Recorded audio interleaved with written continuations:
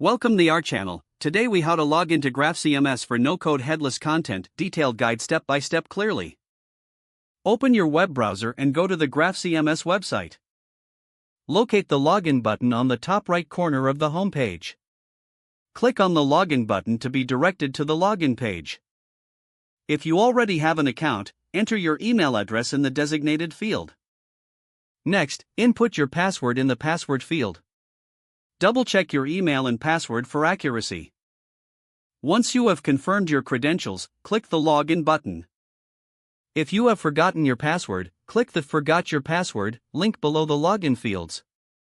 Follow the prompts to reset your password via the email sent to you.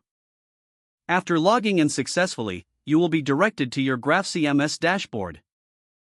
Familiarize yourself with the layout of the dashboard.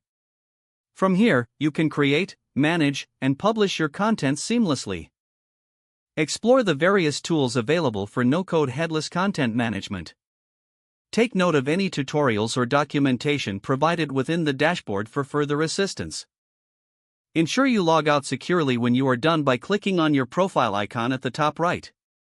Select the Logout option to exit your account safely. You are now ready to start using GraphCMS for your no-code content needs. If the page does not load, refresh the browser or try again in a private or incognito window. Make sure you are using the correct email address, then retype it carefully to avoid small typos. If your password is not accepted, use the reset option and create a new strong password you can remember. Check your spam folder for verification or security emails, then complete any requested confirmation steps. Enable two-factor authentication if available to improve account security and reduce unauthorized access risk. After signing in, review your profile details so your contact information and settings are accurate and current. If you see an error message, note it down and try again after restarting your device and internet connection. Log out when you finish, especially on shared devices, to keep your account and payment information secure.